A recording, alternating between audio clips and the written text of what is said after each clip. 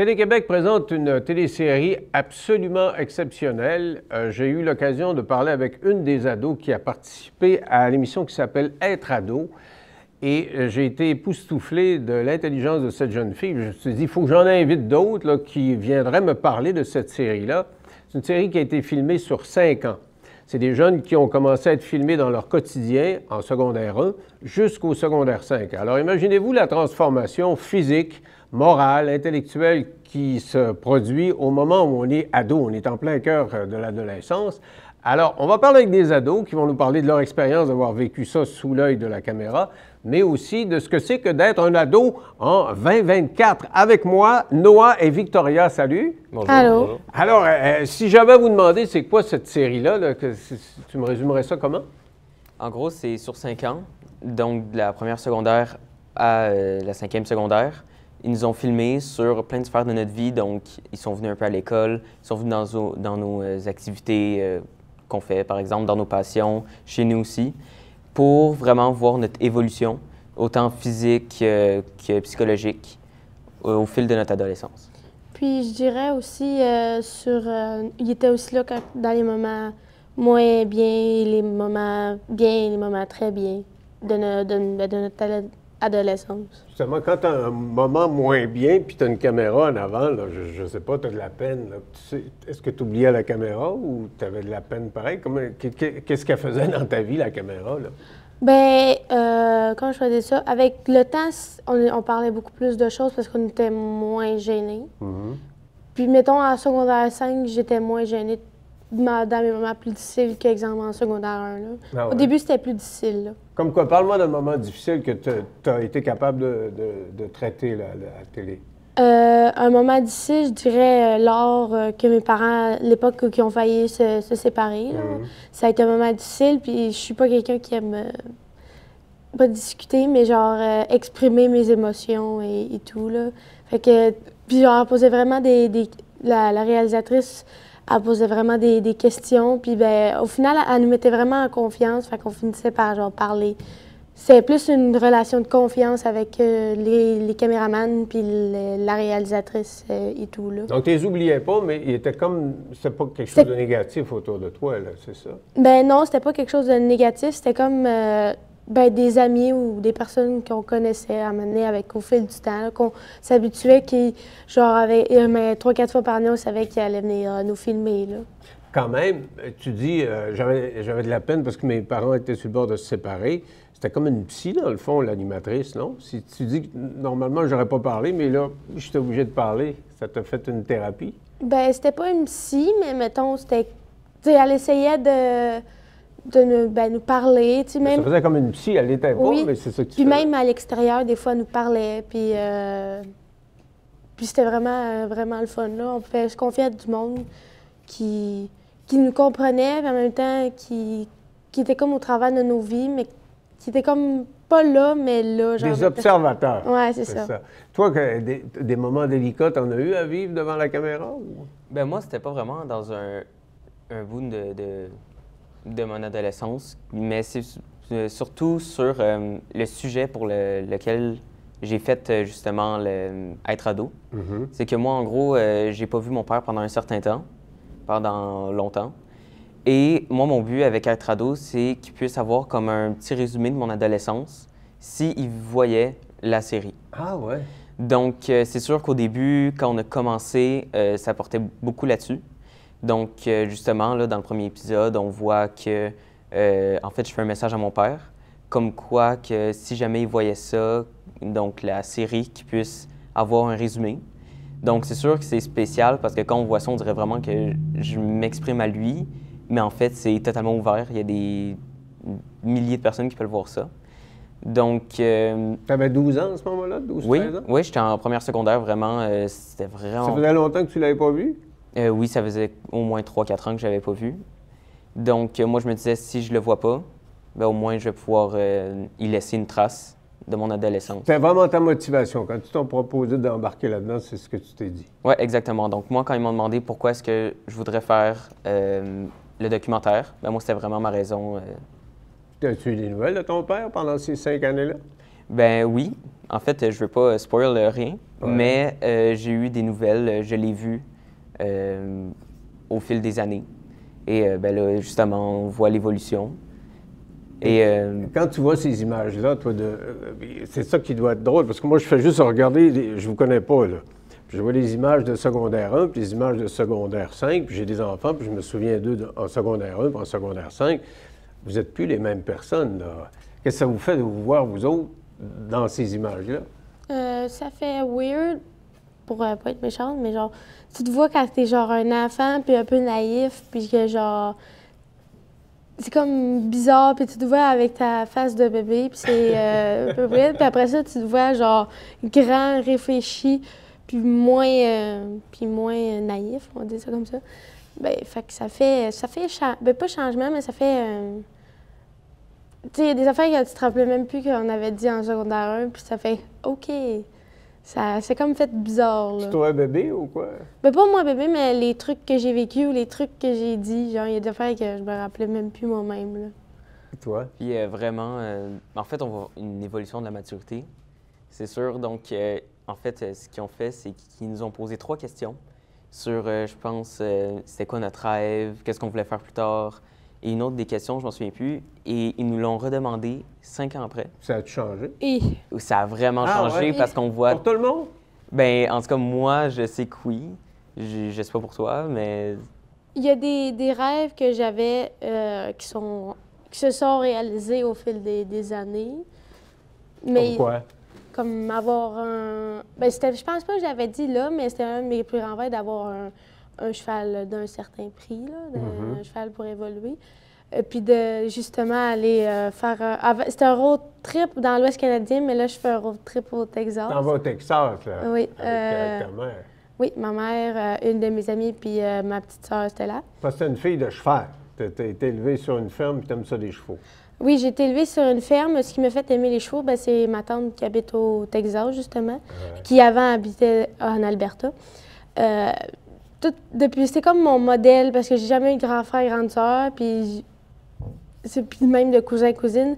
Puis j'ai toujours trippé sur ce qu'elle faisait quand j'étais petite. Fait que je voulais comme un peu suivre son modèle, mettons. Mais ça, tu dis, je l'avais toujours en moi. Ce que tu dis, toi, Noah, c'est que tu en avais des rêves qui sont plus pantoute les mêmes aujourd'hui. As-tu des rêves différents par rapport à... Bien, j'ai des nouveaux rêves, là. Comme?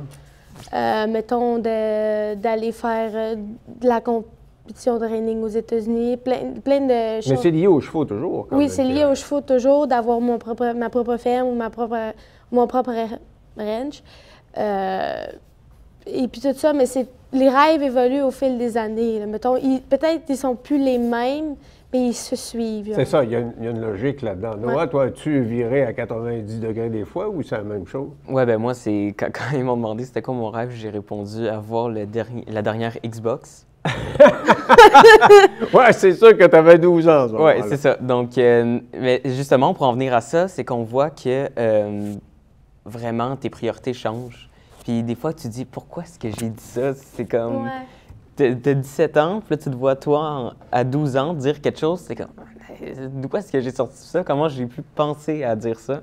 Mais là c'est plus la Xbox. Non, là, c'est plus la Xbox. C'est quoi tes rêves maintenant? Moi, mon rêve, ben, c'est de faire le métier que je veux.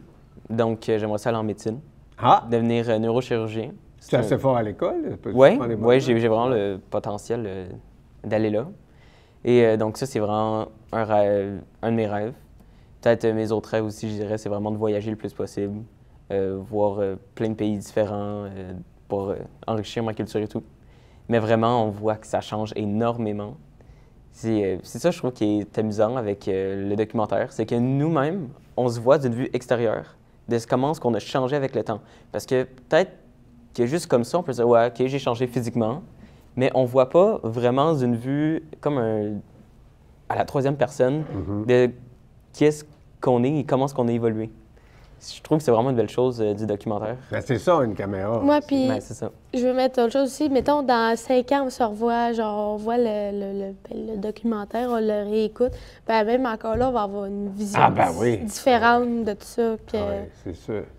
Mais est-ce que vous vous connaissez, parce qu'en principe, ils vous suivent chacun dans vos vies, est-ce qu'une fois par année, vous êtes rencontrés toute la gang ou jamais vous êtes vus? En fait, on s'est rencontrés en octobre 2023, tout ensemble, mais juste avant, on s'était jamais connus, à part Noah puis je pense Ouais. Ben. Ben moi, il y a moi puis un ami, c'était un de mes meilleurs amis, là, vraiment au primaire. Avant, là, tu le connaissais? Oui, au depuis longtemps. primaire. Puis on était les deux seuls qui se connaissaient parmi les 11-12 jeunes. Et en fait, pendant les 5 ans, à part nous deux, il n'y a personne qui s'est vu ni communiqué. Vraiment, on ne savait même pas qui étaient les jeunes qui participaient. Parce qu'on voulait, je pense que c'était vraiment un côté qu'on ne voulait pas être comme influencé. Mhm. Et vraiment, justement, en octobre, la production a comme organisé une fin de semaine avec tous les jeunes. Quand on arrive là, puis il n'y a personne qui se connaît, mais on arrive tout en même temps. Puis Tout le monde, genre, se met à parler comme si tout le monde se connaissait. Parce Genre, que vous avez regardé la série quand même. Non, on n'avait même pas regardé la Vous l'avez série. même pas regardé parce encore? que justement, la fin de semaine était faite pour qu'on regarde les épisodes qui avaient été montés. Donc, on a vu, je pense, 5 épisodes environ. Et vraiment, ce qui est fou là-dedans, c'est que quand on s'est vu, on était un petit peu comme distants les uns des autres, mais vraiment, là, ça a pris 5 minutes. Puis tout le monde se parlait, on jouait au billard en haut, au baby-foot, dans le chalet qu'il avait comme loué. Puis, Moi, je me rappelle, genre, parce qu'en fait, il nous amenait là-bas, là, c'est pas nous autres qui allaient directement. Puis moi, j'étais avec une autre fille, Amy, dans le char, puis genre, ça a pris genre 3 secondes, puis on s'est mis à parler genre tout le long dans le char, comme ça. Des chums de suite, là. Ouais, c'est ça. Mais quand même, toi, tu es un peu un ovni dans tout ça, là, parce que quand les autres, ils parlent de leurs rêves ou n'importe quoi, toi, tu es une société plus traditionnelle. Lui, il veut faire de la médecine, toi, tu veux arrêter l'école. Tu es la plus vieille de ta famille, tu veux t'occuper des enfants, puis avoir des... Tu es plus traditionnel que les autres, là, quand même. Ben oui, je suis traditionnelle, mais pas traditionnelle. Tu sais, traditionnelle, c'est quand la mère s'occupe des enfants à la maison. Ouais. Ma mère, elle travaille à l'extérieur, puis mon père s'occupe de la ferme. Mais oui, je m'occupe beaucoup de mes frères et sœurs, puis tout ça. Mais je dirais que j'ai plus été élevée dans la vieille génération, mettons, années 80-90, que la société. Tu veux dire avec des valeurs de ce moment-là, plus qu'avec des valeurs d'aujourd'hui? Ben pas plus des valeurs, mais plus, mettons, strictes Ah, ouais. que, ben mettons, aujourd'hui, je trouve que c'est beaucoup moins strict que... Et quand tu vois les autres, quand dans la fin de semaine, vous étiez ensemble, est-ce que tu sentais une différence à ce niveau-là, là, dans le résultat des êtres humains que vous êtes? Pas vraiment, là, mais, tu sais, parce qu'on se tient, pas qu'on se tient pas beaucoup ensemble, mais tu sais, je les connais pas chez eux, puis tout, on s'est juste connus à une fin de semaine ou à quelques entrevues, fait que je pourrais pas le dire, là. Mais je dis pas que ils ont pas été... les parents, ils n'ont pas été plus stricts ou pas.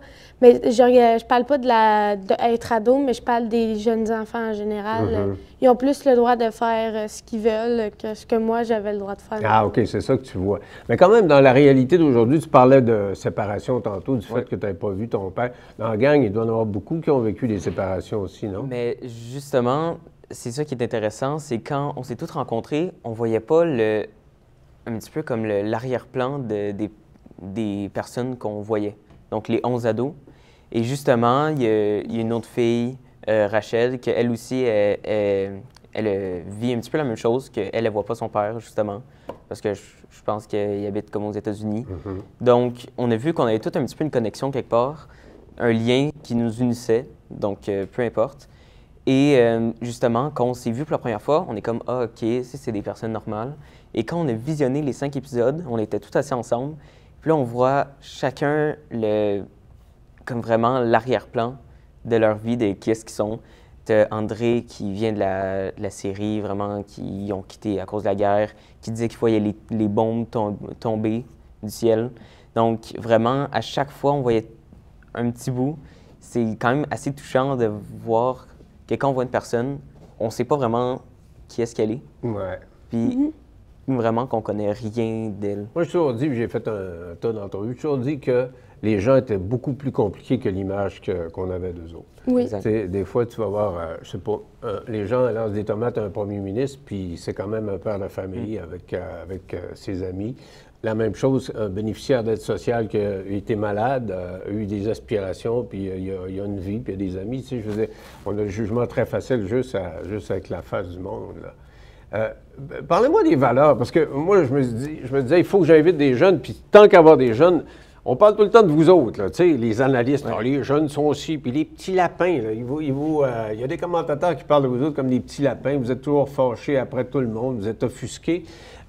Non, parlons des écrans, là, parce qu'il y a le chef du PQ qui dit qu'il faudrait réglementer. Les jeunes sont trop devant un écran, ils sont absorbés, puis ça a des effets sur leur habilité sociale. Êtes-vous tout le temps sur votre téléphone ou devant les ordinateurs? Êtes-vous trop souvent là-dessus? Comment vous voyez, vous autres? Ben, ça dépend. Des fois, on est peut-être des journées plus que d'autres, là. Mais je dirais qu'aujourd'hui, la plupart de la vie, même de ceux-là qui chialent, là, sont sur les ordinateurs et sur les téléphones. Parce qu'aujourd'hui, tu tapes sur Google, ça prend 3 minutes, puis tu as tout ce que tu veux, là. Tu peux chercher, tu peux swiper pendant 3 heures de temps. Fait que c'est facile de passer beaucoup de temps sur son téléphone. Selon moi, on ne devrait pas le réglementer. Mais mettons, c'est fait partie de notre société aujourd'hui. On peut plus. C'est comme. Comment je pourrais expliquer ça? Mais c'est quand même, ça fait spécial de voir que dans certaines classes, là, il y a eu des changements à cet égard-là, puis justement, le PQ veut que les changements soient plus universels, mais que dans certaines classes, il y avait des gens avec des téléphones. Moi, j'ai enseigné une session, puis je sais pas, avoir vu des gens avec la tête dans le téléphone, j'aurais pas aimé ça. Bien, c'est. Comme moi, si je parle de moi, là, moi, dans mes cours, là, je suis jamais sur mon téléphone. Peut-être un petit peu, je vais regarder. Mais tu aurais le droit de le faire? Oui, j'ai le droit. Et il ne nous empêche pas. Par contre, je trouve que c'est quand même une marque de respect d'écouter la personne qui parle. Puis moi, c'est pour ça que de côté, je ne le regarde pas toujours. Des fois, mettons, je vais le regarder parce que je vois si je dois gérer quelque chose, par exemple, avec, je sais pas, ma mère, par exemple. Mais j'essaie le plus possible de ne pas le regarder quand je suis en cours. Par contre, hors des cours, c'est la plus grosse perte de temps possible. Là. Ah ouais? Ah ouais, c'est affreux. Puis ils font tellement tout pour que tu restes là-dessus. Là. Ben oui. Puis vraiment, même, ils vulgarisent, là. C'est l'algorithme. C'est fou comment est-ce que tu vas regarder une vidéo, puis là, tu vas l'aimer, mais là, ils vont mettre plein d'autres vidéos. Puis c'est vraiment, tu es dans une boucle de « Ah, ça c'est bon, puis tu vas... » Mais à terme, allez-vous être capable de vous concentrer pour regarder quelque chose qui dure 1 heure? Par exemple, nous autres, notre défi, là, moi, je fais des entrevues qui durent une demi-heure, 3/4 d'heure, 1 heure. Puis, on met ça sur TikTok, là, puis sur Instagram. Puis, c'est des petits extraits, 30, 35, 40 secondes. Puis, hey, des fois, tu vois des centaines de milliers de vues sur le 30 secondes. Ouais. Mais ils vont pas voir l'heure au complet, là, tu sais, où là, il y a pas mal moins de vues. Là. Des fois, je me dis, c'est-tu parce que... Bien, c'est que les jeunes, aujourd'hui, regardent la télévision différemment qu'avant. Puis oui, c'est vrai qu'à cause de TikTok, selon moi, on ne regarde plus d'émissions longues comme avant on le faisait. L'autre fois, j'appelle ma fille, qui a quand même 24-25 ans, puis elle dit, là, je regarde un film sur Netflix, là, puis je suis en train de faire mon travail, puis j'ai mon téléphone, puis j'ai mon ordinateur en train de faire 3-4 affaires. Mais je dis, écoute, es-tu capable de te concentrer sur quelque chose? Mais ça, c'est juste maintenant, je pense que les gens... ont tellement été conditionnés à être comme surstimulés, justement, avec les réseaux sociaux et tout, qu'on regarde des 3 minutes et qu'on regarde plus quelque chose de long parce que, moi, selon moi, c'est que vraiment, nous, on a été comme habitués à être surstimulés puis à tellement regarder plein de choses en très peu de temps que quand on regarde, par exemple, une émission d'1 heure ou un film de 2 heures, c'est qu'on va être comme ennuyé à faire ça. Ah ouais. Puis c'est sûr que je pense que ça a rapport vraiment avec toute l'évolution là, des réseaux sociaux et tout. Mais même si c'est des films de super-héros, là, tu trouves ça long, 1h30, 2 heures? Mais moi, ça dépend. Si c'est un film, par exemple, qu'on va aller au cinéma, moi, je vais le regarder. Je ne serai pas sur mon téléphone. Mais si je le regarde chez moi, là, ça va être différent. Je vais être sur mon téléphone. Je vais peut-être, je sais pas moi, jouer un jeu en même temps que faire ça. Donc, vraiment, ça dépend des contextes. Ou si, par exemple, il y a vraiment une émission de 30 minutes là, qui dure pas longtemps, puis qui est vraiment captivante, bien là, je vais la regarder directement sans faire autre chose. Es-tu capable de te concentrer, toi, sur la même chose 1 heure? Oui, je suis capable de le faire. Ben, depuis petite, j'écoute des films avec mon père depuis longtemps. Je peux regarder des choses d'1 heure. Mon père, lui, par exemple, c'est lui qui skip les bouts qu'il n'aime pas pour aller plus vite. C'est son privilège. Il a le droit du piton, là. Oui, mais mon père, lui, il a 41 ans, mais il a toujours été il voulait voir la fin avant le début. Là. Il est pressé lui-même avant l'arrivée Ouais. des téléphones Lui, intelligents. le seul mot qui existe, c'est aller plus vite. mais sinon, là, mettons un film qui est bon, oui, on le regarde au complet. Là. Puis des fois, c'est moi qui ai la télécommande, je dis, tu swiperas pas. C'est à mon tour. Êtes-vous éco-anxieux? Parce qu'on dit que les jeunes, là, ce qu'on vous dit, c'est qu'il y a les changements climatiques, il y a la pollution, les GES, etc. Puis qu'il y a une partie d'entre vous autres là, qui est très, très anxieux face à ces changements climatiques-là. Vous faites-vous l'angoisse avec ça? Ben, ça dépend. C'est niveau vraiment anxiété. Moi, je suis pas anxieux vraiment du point à me dire hey, on est vraiment foutu là, c'est fini, puis en penser à chaque jour. Mais c'est sûr que je me dis que bon, je pense qu'on est déjà rendu à un point de non-retour. Là. Je pense qu'ils ont déclaré. Pas ça? Ben, je pense que ça a déjà été déclaré. Je pense il y a comme. C'est-à-dire, ils disent Non, que niveau. si on diminue encore pendant les 5-6 prochaines années, on pourrait limiter à 1 degré Ouais, c'est ça. l'augmentation. Après ça, c'est 1,5. Puis bon. Exact, je sais qu'il y a comme un certain nombre de degrés. Puis je pense que là, on est rendu au degré où on est soit passé le non-retour ou à la limite du non-retour. Ça se fait peur? Ben moi, je me dis, je me demande vraiment ce que ça va donner. Puis là, en plus, je pense qu'ils n'ont pas l'air à trop savoir où se garrocher. Et que c'est un petit peu contrôlé par... Parce qu'ils en parlent Du mauvais vraiment côté. beaucoup moins, là. Genre, ils savent pas trop où s'en aller. Ouais, c'est ça. Puis je trouve qu'ils mettent pas les priorités aux bonnes places. Comme quoi? Ben, c'est parce que, par exemple, on va parler des véhicules électriques, OK? Puis que d'ailleurs, là, je pense que c'est comme Toyota qui a annoncé qu'il allait retourner au gaz parce que niveau économique, c'est... Mais Toyota, ouais, c'est ça. Ils ont C'est été ça, les premiers avec les Prius et compagnie. Exact. Mais ça a l'air qu'ils travaillent sur l'hydrogène. eux autres. Oui, mais aussi c'est parce que quand on regarde que partout ce qu'on fait, c'est lié au pétrole. Donc les banques, là, ils utilisent notre argent qu'on met pour aller investir dans des industries pétrolières. Donc est-ce qu'on serait mieux de viser ces compagnies-là, de les empêcher d'investir là ou de nous empêcher de conduire une voiture? Puis tu vois ça comment? Ben, moi, je pense qu'on devrait vraiment s'attaquer aux géants plutôt qu'aux plus bas de l'échelle. Moi, je suis un peu Comme d'accord avec toi. l'agriculture, on bâche beaucoup sur l'agriculture au niveau de Exact. ça. On dit qu'on pollue, puis nanani.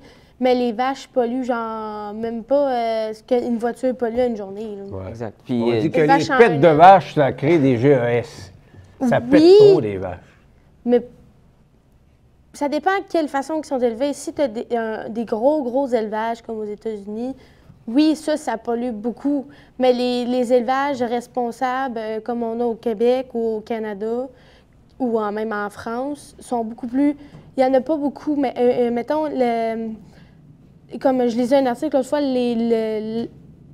comment je dis, les vaches, ben mettons, l'agriculture représente 5 de la pollution du 95 Non, c'est sûr qu'on en met tout. Moi, j'ai acheté des vaches, puis il y a juste une personne, on remarque, là, qui me dit ça, mais ça n'a pas de bon sens. Là. Tu contribues à polluer la planète parce qu'ils vont péter. Les cinq contribue. vaches. Ben, c'est parce Ça que pollue vous la autres planète. aussi, c'est que nous aussi, on pollue, on pète comme les vaches. Ben oui, c'est ouais, ça. Fait que exactement. c'est exactement la Faut-tu falloir arrêter de péter, ça va pas l'aller. Ben là, je sais qu'ils ont réussi à faire quelque chose, c'est qu'ils injectent une certaine bactérie, je pense, dans les intestins des vaches Ah, j'ai pas vu ça. pour empêcher que les bactéries qui sont dans les intestins produisent le méthane. Ah, OK. Donc, ils veulent déjà comme essayer... Pour les flatulences, là, qu'elles Exactement. soient moins remplies de méthane. Exactement. Puis moi, je trouve, ben, justement, pour les agriculteurs, on leur crie beaucoup dessus, mais je veux dire, sans eux, on serait quoi? On mangerait Rien quoi? du tout. Tu sais, je veux dire, moi, j'ai pas les capacités d'aller élever des vaches, personnellement. Donc, c'est pour ça qu'il faut des personnes de plein milieu. Et vraiment, moi, c'est ça, je disais que je pense pas qu'on s'attaque pas aux bonnes personnes. On s'attaque vraiment pas aux bonnes personnes. On devrait s'attaquer plus, exemple, aux compagnies pétrolières, les autres qui polluent vraiment énormément, comme les sables bitumineux puis ces affaires-là, que les agriculteurs qui c'est même pas le 1/10 de ce qui pollue. Là. Mais êtes-vous anxieux de ça, là? Tu sais, parce qu'on parle d'éco-anxiété, là. Je suis pas anxieuse. Est-ce que tu t'interdirais de... Là, tu t'en vas au Texas, là, demain, en avion. Je pas en avion, en auto. Tu vas en auto? Oui. Ah donc, ça, ben, tabarouette, c'est un gros voyage. Ça va vous prendre combien de temps?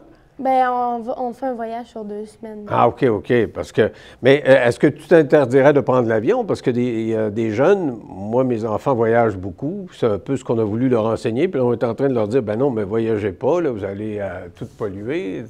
Moi, je m'interdirais pas. De voyager? Non, moi, je m'interdirais pas. Tant et aussi longtemps que Elon Musk ne va pas s'interdire d'envoyer entre 2 et 6 satellites par semaine dans l'espace. Ça, c'est autre chose que je comprends pas, d'ailleurs. Parce que... Oui, mais les satellites, on en a besoin pour la télécommunication. Ouais, mais là, il parle justement là, que ça devient un problème, les satellites dans l'espace. Parce qu'on pollue tellement l'espace que là, ça va comme créer une réaction en chaîne. Ouais. Que tout va... Ben, là, j'exagère, mais que ça va...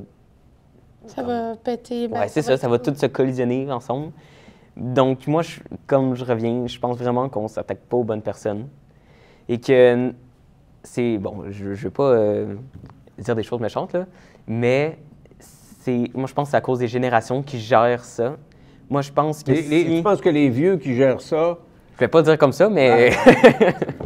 les personnes plus matures qui gèrent ça ne font pas ça correctement. Si vous êtes membre de 9 millions, l'entrevue se poursuit à l'instant. Si vous ne l'êtes pas, vous pouvez le devenir en allant sur 9millions.ca. Sinon, on se retrouve demain.